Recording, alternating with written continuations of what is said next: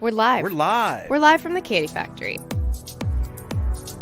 Ann Kirby is the founder of the Candy Factory, A co-working campus in Lancaster, PA, and kick-ass female entrepreneurs. a networking group for female entrepreneurs. I'm interviewing people who are experts in their field. Market, Accounting, company culture, We're going to be talking about a wide range of topics. co-working, HR, community, Some might interest you, some might not, at first, but I promise you'll learn something new. leadership, development, entrepreneurship. all things business. It's live from the Candy Factory. With Ann Kirby.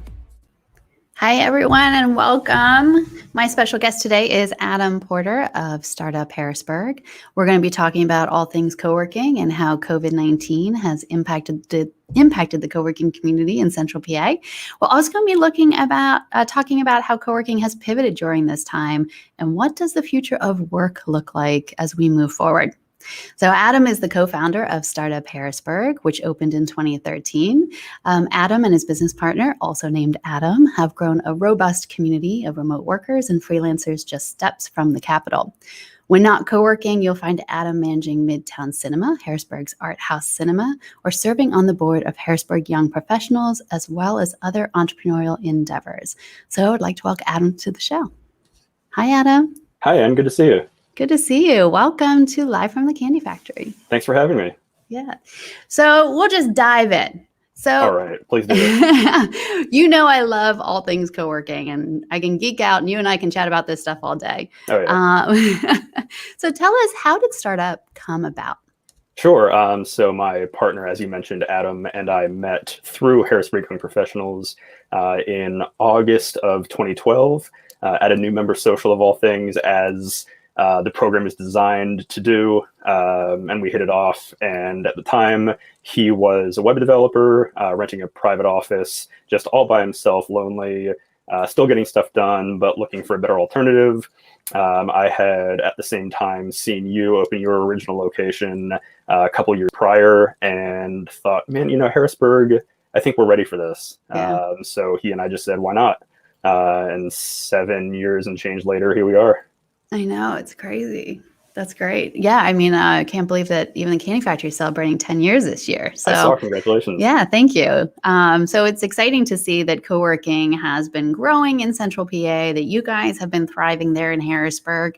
And tell us a little bit about the community there at Startup. Sure. So actually a little bit about our progression as well. We started in a building that was everything from a post office decades ago to a yoga studio to the mayor's first iteration of his bookstore. So the building itself had a storied life, and then we moved in. And then from there, we grew into our current space, which is about twice as big. And our community is full of largely remote workers, but we still do have a fair amount of freelancers, as much as I am coming to fall out of love with the word hustle, side hustlers, who are more often moonlighting. So anything from video to finance, actually several videographers, marketing, several nonprofits, a builder. We have actually now 2 AI companies, Nice. which is something I never thought I would hear me say about Harrisburg, Pennsylvania. And one of those is actually a portfolio company of Ben Franklin Tech Partners. Fantastic. So that's been really cool to see, because I know you partner with them for pitch competitions. So that's cool to finally see some of those relationships bearing fruit. So yeah, it really runs the gamut.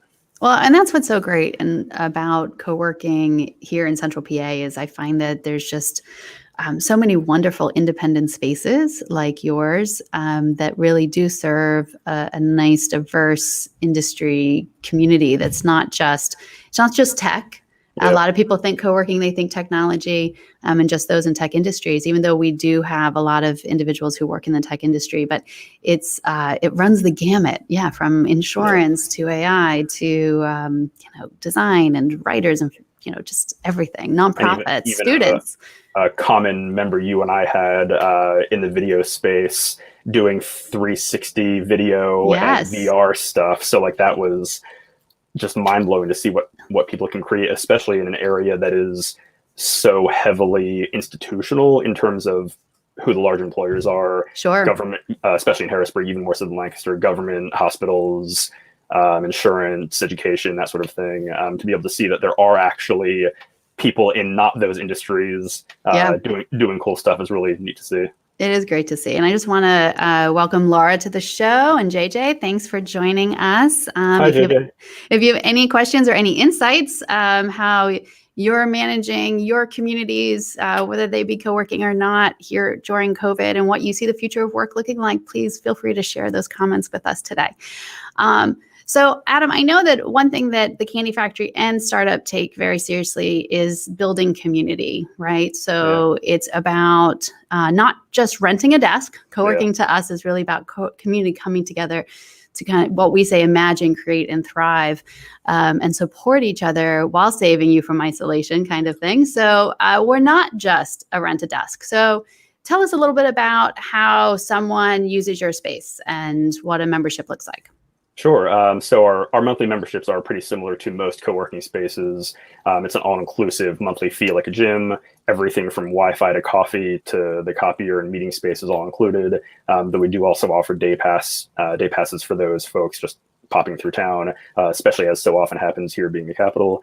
But in terms of the community itself and a lot of the initiatives and the sort of results of just people sharing space, we've had actually just over the past couple of months in relation to a lot of the sort of social unrest we're seeing now.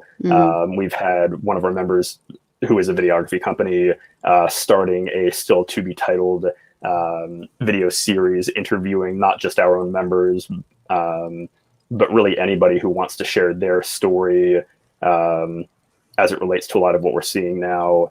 So that's a sort of more contemporary example. But over the years, we've had, the more common instances of, hey, I need a web developer, or hey, can you take a look, edit this copy for me? Those sorts of interactions that probably wouldn't happen at a coffee shop, much less your dining room. So we've had countless, I'm sure way more than I'll ever know, instances of that happening, but also not just us organizing events, which we do plenty of as well.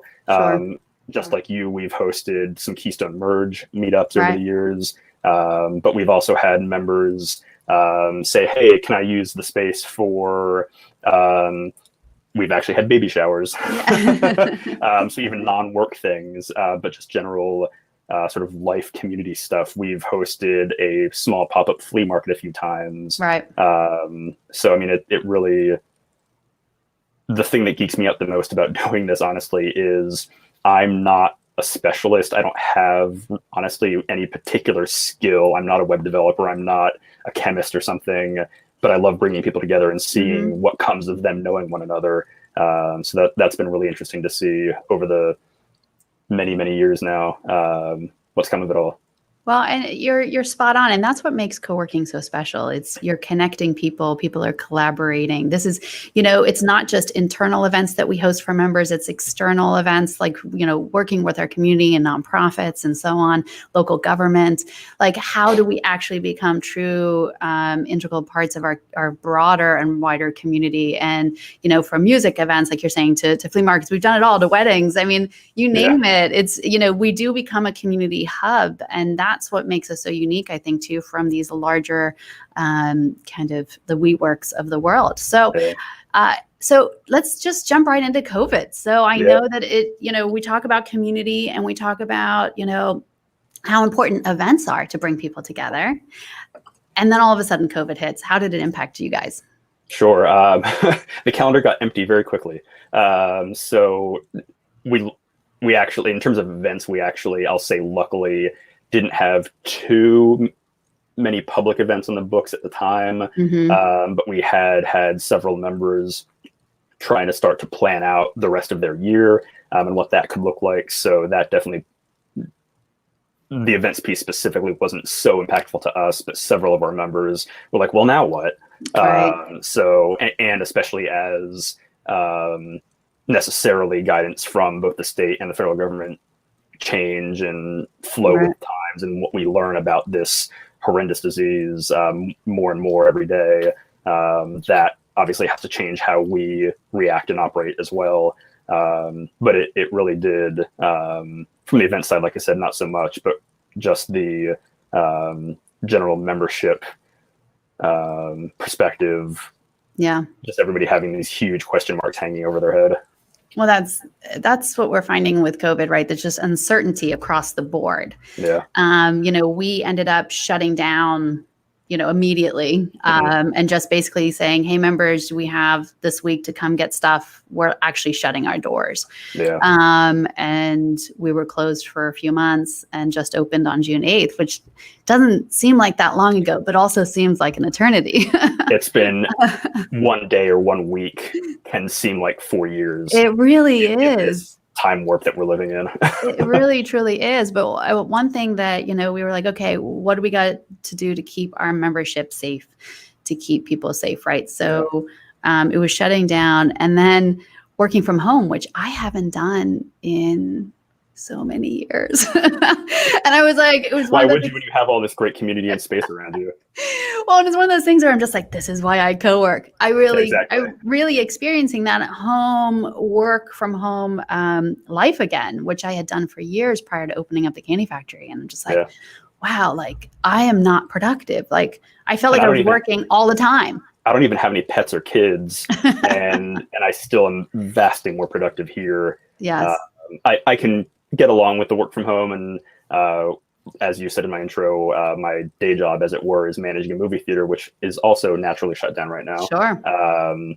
So I have been working from home or here, and I am surprised with myself a little bit how productive I can be, but the exponential growth that happens when I'm here or just around lots of other people who are also heads down getting their stuff done is really empowering.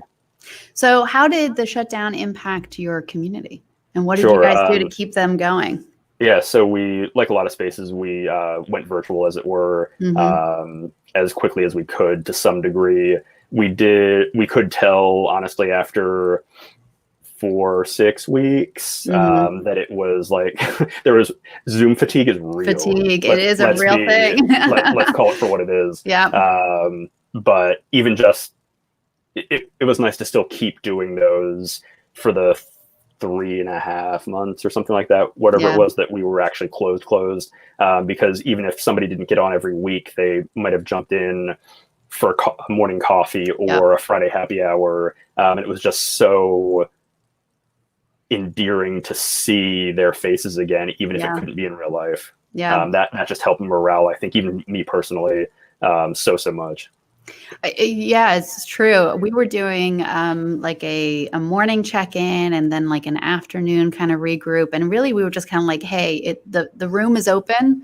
Hop in if you need to just kind of connect or talk or download or vent, because obviously there's so many emotions and everyone's challenges are unique, and in this shared experience that we're having, that it gave people an opportunity to just be able to download if they needed to. And so I think those virtual events were really, really essential. And of course, I think they've tapered off a little bit for us as we've reopened, but it's something that we're actually taking a look at. We're like, man, we probably should be doing equally virtual and in-person activities, just because the uncertainty of COVID and what does the fall look like. But then also we know that a percentage of our membership has had to just pause and they're still staying at home.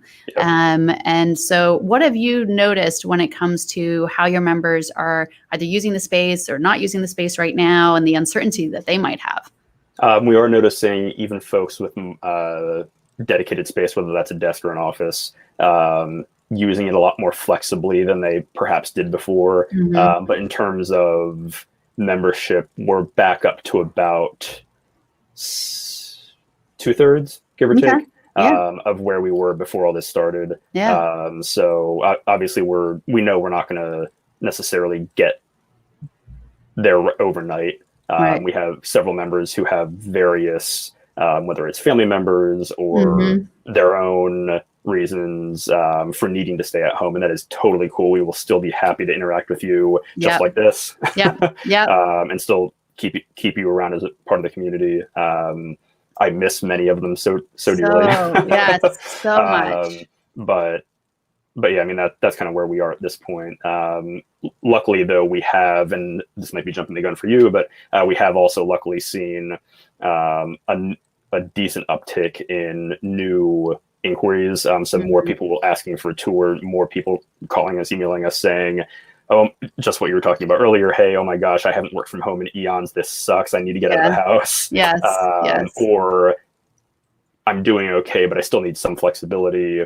What do you got? Yeah. So, and I think that's where the growth is really going to come from over the next year or two, at least until we're somewhat back to whatever normal-ish is folks who need that flexibility, not so much a one-to-one replacement for, but just another option in addition to whatever their situation might be, whether it is home office, whether they do actually have to go into a real office at their company some days of the week.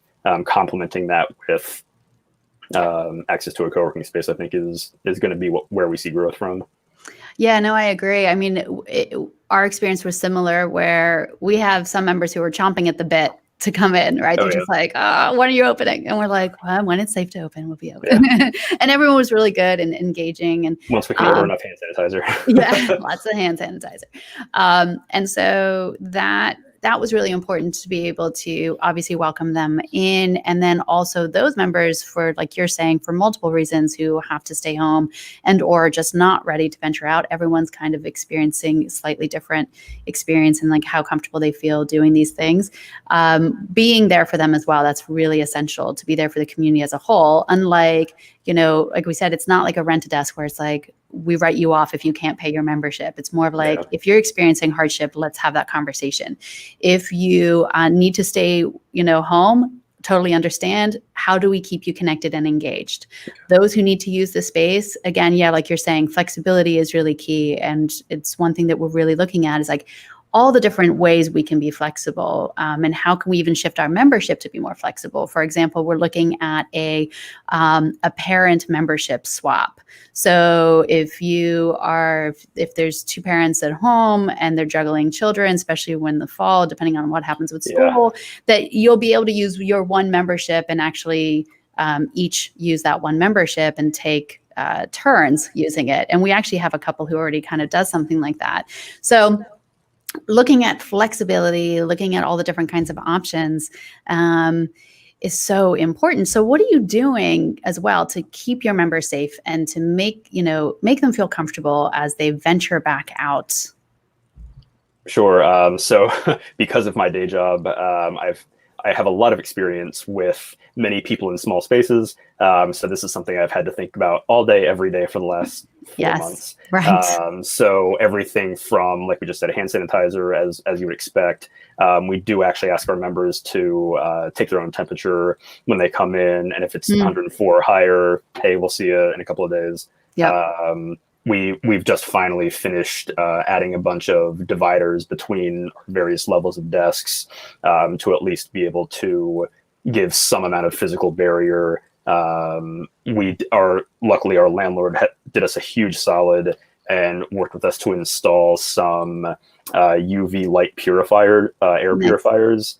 So that's, I think, has made a big difference for me, at least. Even folks I know who had those things installed in their homes beforehand for allergy reasons, have reported some pretty strong successes. But also controlling spacing. So we've basically closed off every other dedicated desk, and folks have been very accommodating. And we assigned our conference room, instead of one traditional conference table arrangement, we spread the desks out and made those kind of overflow dedicated desks. Nice. We've put, as you can imagine, put a pause on public gatherings, but we have since restarted room rentals and meetings in said meeting rooms for our members, but limiting the capacity of those rooms. So really just taking every bit of advice that's out there for especially theaters, schools,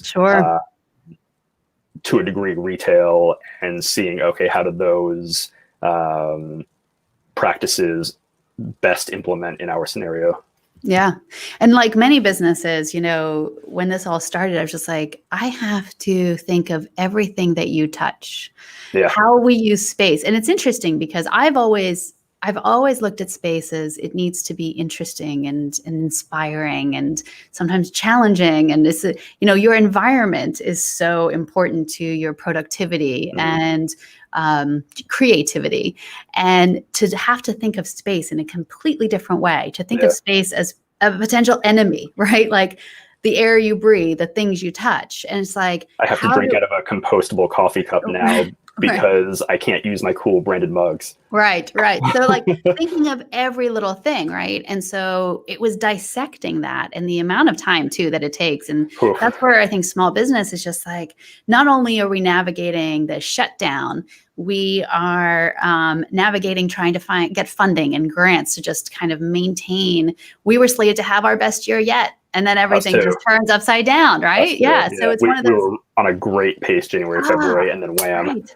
Yes. And we did have a ton of events booked. Everything had to be paused. So it is interesting to have to then dissect then on top of all of that and managing all of that and still, wanting to build community, right? Like build community virtually, which has its own challenges. Yep. But then to also provide a safe place for people to feel comfortable coming in. And so it does take so much time. And I know that your attention to detail, no doubt, is meaning that your space is incredibly as safe as it can be. Unfortunately, we understand that COVID, nothing is 100% safe. Yeah. But we are doing our part as well. It's the sanitizing of the facility. And we kind of keep reiterating the big three to our members. It's like social distancing, which everything is spaced out, washing those hands, and then wearing those masks. Like you don't have to wear your mask in our space if you are sitting at your desk because we are so distanced. We have a lot of square footage. So you can have almost like an entire floor to yourself if you want. Okay. And now that we've spaced out our desks and added those barriers I mentioned earlier as well, we've made that same change. Yeah. So you're adding that space so people can feel comfortable. And then we say, put on your mask if you're walking around, you're in groups, gatherings, that kind of stuff. And like you, we're slowly reopening for small gatherings because there is an importance of people coming together and socializing safely. But we really want to emphasize the safe component, that's something that we are taking incredibly seriously. And as I know you guys are as well. So how do you see COVID changing the industry? I've been reading a lot about this. And there are a lot of good thoughts out there. I think in Central PA, it's going to be a little while before, especially Harrisburg, it's going to be a little while before we see just how that, especially the real estate component of this is going to play out because of the large institutional presence in this area. Like I said, government, education, healthcare. Those entities tend to sign very long leases. So at least the space side of co-working, I think, is going to have a pretty long tail before that part figures itself out in terms of what bigger employers are doing with the spaces they're still on the hook for or not. Have they left? That sort of thing. But that is one, I think, long-term advantage for co-working in this particular environment, in this region, is that institutionality, the idea that, Forrester or Second Street aren't packed with state workers driving in and out every day now is something I never thought I'd see. But I am sure many of them would benefit from what sort of things you and I offer. So I think the trick for us is going to be finding people where they're at and being able to, I love the idea of that shared parental membership. That was one of the things I actually really wanted to touch on with you today was how are you guys handling, and as a parent yourself, how are you handling the ever-changing back to school shuffle? Because these next few weeks, I think, are going to be pretty critical in terms of what the fall looks like for all of us, not just co-working spaces. But I would also love to hear how you're handling the back to school time, as it were. Yeah, so I'm like you, spending a lot of time thinking about this and what are solutions, listening to people, asking questions. I think it's really important. You and I do that a lot to be like, how do our spaces evolve during this? How do we pivot? And we did have a childcare component called Jelly Bellies, which we had Yep. just launched last year, and we were so excited about it. I wish we had the space for that. Holy Growing. cow. Which was great. And Jelly Bellies just gave parents a couple hours to just get work done, and they could be in the building. And it's like going to the gym, right? Dropping kids off and being able to have some time. And it was great. We had to close that down because of the childcare component it's so challenging. But we understand that parents are going to need some flexibility. So we're looking at turning the Jelly Belly space into more of kind of like learning pods. So not taking kids out of their school systems, but if they are going to be working from home, I know a lot of schools are doing hybrid models, providing space for our parents to be able to, for the older children. So we're probably talking like 10, 11, 12 or so, to be able to come in and have a space to work on their stuff, to socialize safely. On those days that they might not be in school, and then parents can still come in and have a meeting, or they can still get work done. So we are exploring what does that look like. I think the parent, the swap membership might also be helpful for parents. It's a real challenge. I have an 11-year-old, so I'm navigating what that could look like. And for us, again, it's uncertainty because we're just not really sure. Is school going back? Is it not going back? It's a hybrid model. And what does a hybrid model look like? And what are the expectations? And so it's like we're going to just try to, like you said, meet members where they're at and say, okay, what are your needs? How do we help provide that as best as we can, as safely as we can? And it's a challenge. I wish I had all the answers for this. Tell me about it. One additional thing I will say as it relates to just the future of co-working broadly, and we had already seen this at least with what people were requesting as we were giving tours over the last couple of years, but even the last like 6 to 12 months in particular, before COVID, was a much higher demand for private office space than we could possibly provide, given our current footprint. So that's one thing I think now, because of health reasons, obviously, that we'll see an incredible demand for. And there obviously is within the micro co-working world a debate of, is a 100% private, is a flex office provider truly co-working? Some people, yes, no. I kind of land in the middle where the space people are occupying to do their work isn't as important as what you're doing to get them to interact and meet each other and create outside of whatever they're doing is when their door's shut. So I think that's going to be one area we, at least very specifically in our case, need to explore in a much more meaningful way. If only for safety reasons for the next couple of years, because if we can't even make it that far, what good is all this wonderful open shared space that we have? Not to be doom and gloom, but let's be real. It is. It's interesting because I've always been an advocate for the open concept. There's a collaboration that happens, an interaction and just that the hum of people. It's just, and I actually, I do better when there's activity. Some people prefer their quiet and closed door, but we added offices last year. We have 14 offices on site, and our members engage to an extent, but there is a closed door kind of division at times. So it does require us to kind of pull them out a little bit more sometimes than if we're having a conversation and someone's just sitting a couple tables away from us. It's just there's an ease there. But you're right. I think that you're seeing a shift in the industry to more kind of private spaces, in part for those reasons that you had mentioned. I also see that the co-working community is collaborating in a way that I think other industries could learn from. I mean, we participate in regular monthly calls with the Co-working Alliance that Kat Johnson started. Amazing work that she's doing. There's a Women of Co-working support group for female founders. And I really find that information and just the collaboration and the sharing of like what's happening here, what's happening there. And also because the co-working movement is a global movement, we're actually getting insight and information from co-working spaces who are already starting to do more things because COVID isn't as prevalent in their area. So we're finding out how they navigated it. They were shut down before us. And I feel like that's what's so unique about this co-working movement is Mhm. that it's a global movement and people are sharing information in a way that I don't see a lot of industries doing. And so, Yeah, it, it's you know, especially in places like banking or healthcare, those sorts of industries that are just right, companies are so insular and protective. right, But in this time, I think it would do them well yes. to be even a fraction as open and sharing as our industry has been and can be. Yes. And so while I think that co-working is going to be essential for this new shift to remote work, I think it's people still need to be social. People still need um, a change from their home office and experiences, and that's where our remote workers. Some need structure. I need structure. We had a member put it really well. He said because he does need some kind of quiet space sometimes because he's on a lot of calls because Yeah. shocker, he works remotely.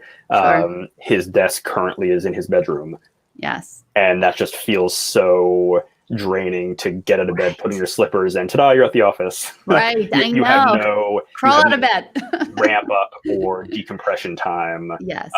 As rough as some people's commutes are these days, the one benefit of that is that, like, okay, kind of reset time, whether it's focusing up for the start of your day or turning off and listening to a podcast or some relaxing music or something on your drive home.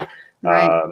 Having that extra space to go to that isn't your dining room is just so beneficial for people's mental health, honestly. Yeah, I totally agree. And I think that for those who are struggling from home and who are like, what do? I can't just go to the cafe, maybe like I did in the past. Like, look in your community for a co-working facility. See if there's a community that that you two could reach out to and check out, because we are being very intentional. We are being very safe. And it's worth taking a look at and meeting some new people and the network and the virtual opportunities. So that can go on. I can go on and on all day about the benefits of co-working and in co-working in COVID and how important that is. But so when we're looking at remote work and the future of work, I know that Salesforce is doing regular surveys to try to gauge, what does the future of work look like? And some of recent studies showing that 62% right now of the US workforce is working remote,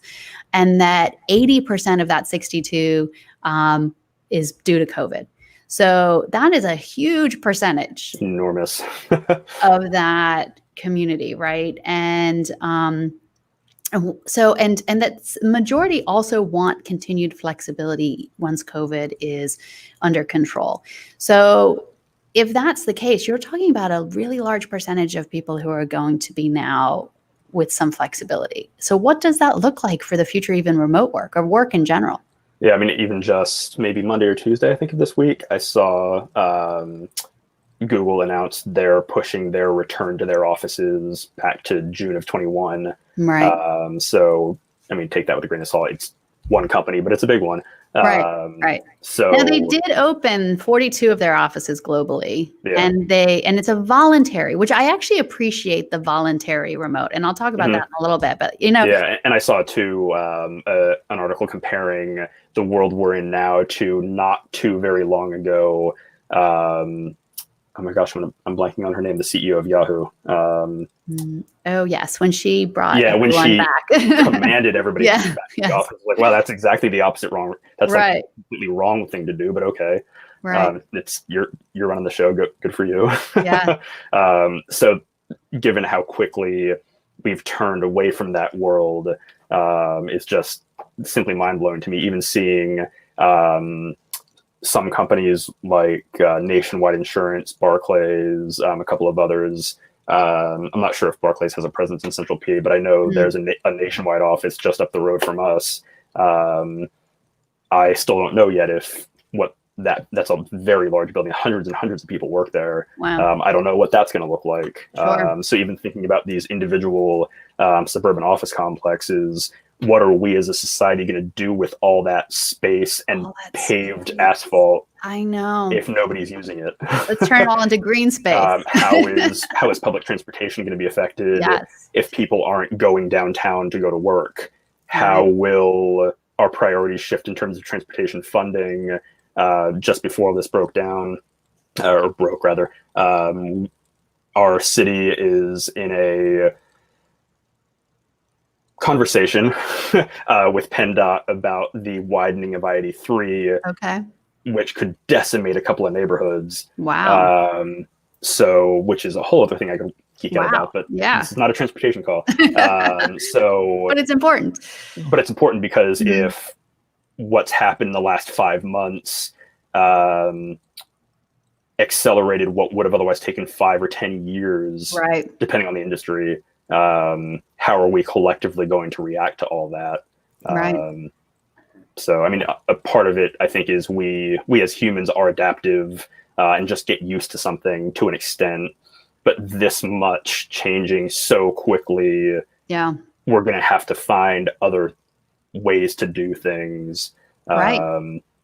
It forces us than what to we're really currently innovate. doing. Yeah, we have to Yeah. innovate, right? We have to pivot in these moments. And I think that what's interesting is that I see some new development projects here in Lancaster, and they're Mhm. calling for like 50,000 square feet of office space. And Holy cow. I'm like, ooh, in 3 years, people are going to be, I don't know. There's going to be a ton of space. I'm like, you might want to revisit those plans. Like, what else Yeah. can you do with that space that's interesting and innovative, and not just more office space, which at the end of the day, there's going to be a lot of vacant space here in the next 3 to 5 years. I'd love to know, like, from your perspective in Lancaster, because, like I said earlier, a large part of our real estate footprint is occupied by the state, the feds, Mhm. and so on.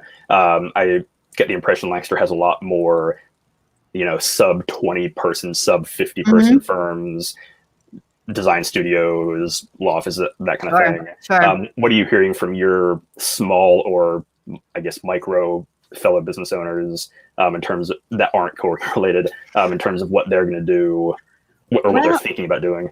I mean, I think a lot of the companies that I've talked to is that they're really assessing the amount of space they actually need. Yeah. Some companies are taking a look at like, well, it's good to have some kind of space that eventually, if those that do not feel comfortable working from home, like what Google's doing, allowing some to voluntarily come back. And also just saying, but we don't need the 10,000 square foot facility. We just need 5,000 square feet. So we are seeing a little bit of conversation around like, what do we actually need? And then that's where some companies are also saying, hey, you know what? We can just get rid of this lease once it's over and consider a co-working space or consider flexibility. So I think that it's a hybrid, really. And like I said, it's all over the map. Even with some of the larger companies who pay for their members' membership, it's some are like, they can come back right away. And we found that the companies that were really comfortable with remote work to begin with, we're maintaining the remote work opportunity for them to go use spaces. Those companies that are new to this don't really understand or appreciate yet giving their employees some flexibility. Like they were kind of locked down. I think that is a way as an industry we can collaborate over the coming months and years, is better conveying at scale to the HR directors and the benefits departments of some of these larger companies that, hey, you're saving tens of thousands and millions of dollars on office space, but your employees still have this innate human need that you can fulfill.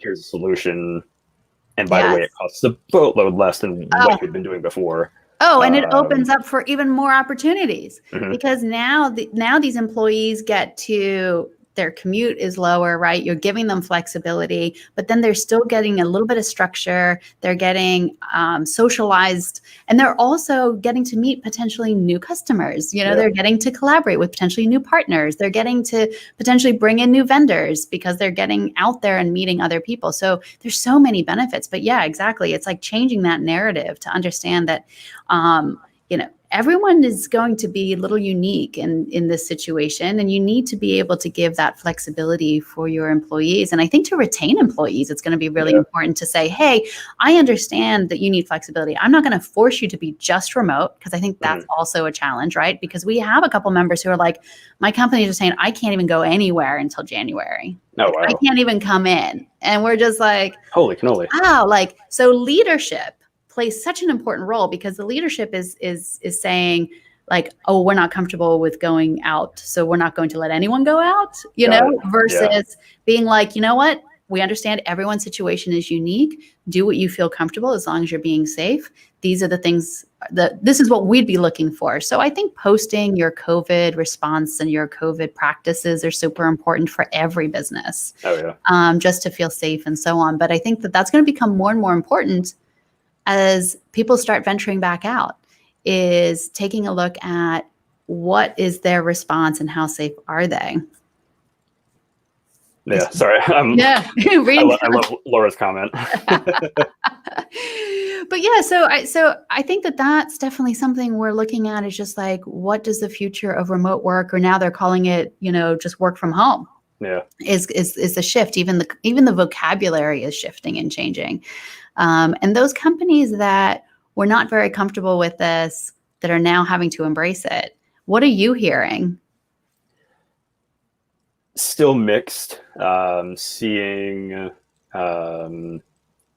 some folks just kind of like your individual members antsy to get back to the office because it just gives some sense of normalcy that I think everybody desperately needs right now. But also some folks realizing, like, you can see that light bulb go on of, why didn't we, should have had a V8? Why didn't we think of this before?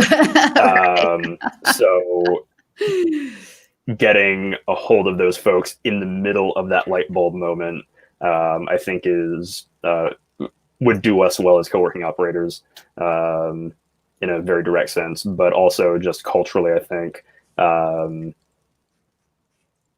being able to rethink our relationship with space and our local community. It's been really cool to see, for example, like local restaurants who you would never think could do delivery or that kind of thing, being able to figure that out on their own. Yeah. Coffee shops understanding, okay, we really only had a pretty small footprint to begin with anyway. We can still do to-go takeout situation so that we're still serving the community, bringing our staff back on. So really seeing even the way that the businesses that serve a lot of the office population that isn't there anymore are still being able to kind of dig out and figure out what's next for them. Yeah. No, it's interesting. And I think that for all these businesses, ours included, it's definitely a roller coaster, right? It's a roller coaster of emotions. It's a roller coaster of just day-to-day experiences, from, like I said, navigating loans and grants. And you share so much great information. So I appreciate that. Yeah. And it's great that we can collaborate too, Harrisburg, Lancaster, that it's important. And York, shout out to the Grotto.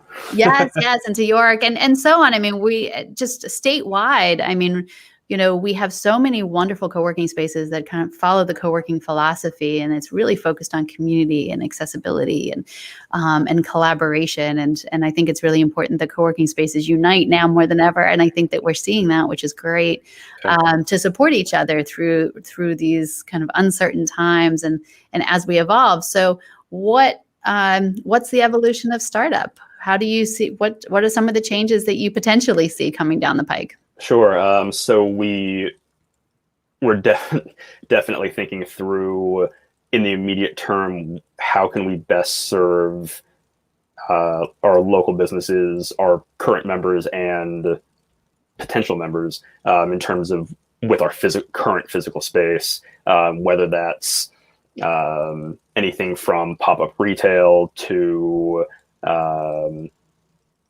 providing space in a more meaningful way for folks to do events like this. Yeah. We didn't necessarily build out a podcasting studio from the get-go. Really wish we would have, but hey, that was 4 years ago. Yeah. So figuring out perhaps what that could look like to be able to facilitate more electronic communication like this. Yeah. But also in a slightly medium to longer term, we do need to grow our footprint. I don't know immediately if that's going to be able to happen within the city limits. And especially, like you said earlier, meeting folks where they are. And this is actually something I wanted to ask you about too, is where do you see, or what do you see with the sort of suburbanization of co-working potentially, seeing some of the bigger operators report, Industrious, I'm thinking of specifically, having reported wild success beyond what they expected, In one instance, I'm thinking of, they converted a couple of malls into co-working Mhm. spaces. Yeah. What do you think about that trend? Because in my mind, I've always loved urban focused co-working, because the whole point for me is bringing customers to, the pizza shop across the street, who's also a member here. Shout out to Yes. Jenny at Need. Yeah. My co-founder, Adam, he has an ice cream shop just around the corner at Urban Right. Churn. It's the walkability. Our coffee provider, Elementary Coffee, has I'll still call it a new shop, but it's a year or two old now, just a few blocks away. So being able to bring people towards those amenities so that more amenities come in. A brewery, Zero Day Brewing Company, is going to open a new shop across the street, Nice. hopefully later this year. So what does that look like in suburbia, which at the moment and for the foreseeable future is closer to where a lot of people are right now? It's a great question. And to be honest, I love being downtown. Again, like everything you're saying, it's the walkability for me. And we survey our members every year, and like 40% of our members come from outside the city, and to commute into the city to come to our space, in part because they want the urban experience. They want to be able to walk down to Central Market. Yep. They want to be able to just be part of the vibrancy that is Lancaster City. So I think that suburban as well, I think that there's definitely room for growth potential there. And as we're seeing with some of these companies who are kind of diving all in, are seeing some growth. It's really hard to tell. I think that co-working, it's community coming together. And if your heart's in the right place, the community can grow anywhere. Yeah. So it's something that we probably wouldn't venture into, but I know that there's other people having those conversations, but I think there's going to be growth across the board. And I think you're totally right. There's opportunity because people really are going to need to come together in some capacity, and they're going to want to know that the space is safe. And what's so great about a co-working space, is you can come in, you can put your stuff down, you can go to the bathroom, people are watching your stuff. You're not like it's like a normal coffee shop. And actually, there was some interesting research being done about writers and people who do use coffee shops. If you can't use a coffee shop to be creative, which a lot of people do, because there's a hum, there's an activity there, it's inspiring. You ideas just kind of come. Co-working spaces are an opportunity for creatives as well to be able to come and have those similar experiences without if they can't go into a coffee shop for the foreseeable future. So I think in suburban settings, that's going to also be important as well. So it's going to be interesting to see how that grows and how that works. But if someone was interested in startup, how do they find out more information? Well, thank you for asking. They go to startuphbg, startup.hbg.com. It's scrolling there across the bottom of the screen. Thank you so much. And click on book a tour. And our community manager, Felicia, will be happy to show them around, figure out what we offer can meet their needs the best. And we'll go from there. Great. Excellent. Any other thoughts about co-working or community or what's happening in Harrisburg that we should know about? Oh, gosh. Yeah, I mean, hey, what the hell? I have an audience, right? Midtowncinema.com. If you want to check out some cool other virtual programming, whilst we still have our extended intermission, as we're calling it, in place during some construction, we are at least running films online, so they can check that out at midtowncinema.com. Do come to Harrisburg on Saturday nights through August. Might even be extended. We'll see. The city is working with the Downtown Improvement District to block off almost the entirety of Second Street. Oh, that's so great. To allow restaurants to have massive outdoor seating, appropriately socially distanced, super cool events, lots and lots of people, but safely. Yes. So helping those very, very small businesses earn a couple of bucks when they might not otherwise be able to.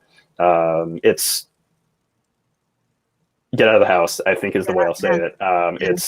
There are still opportunities to safely and appropriately meet those social needs, those innate human needs for community that you have.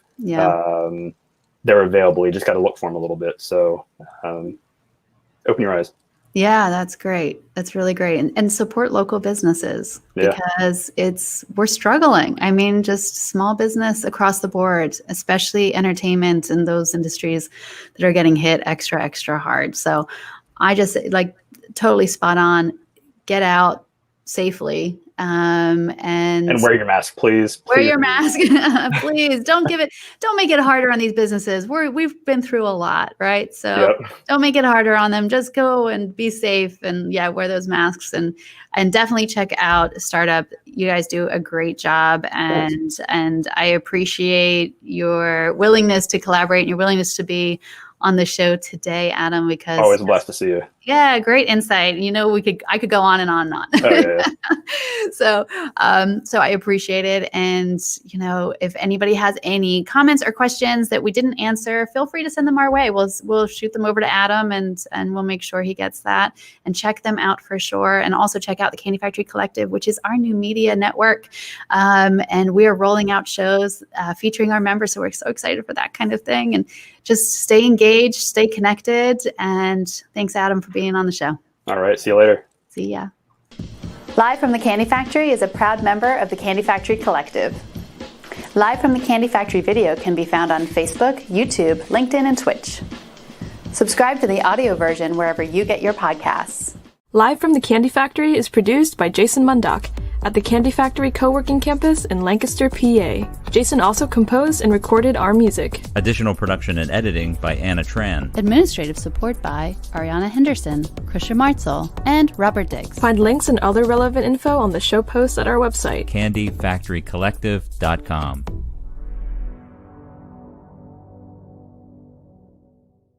Candy Factory. Collective.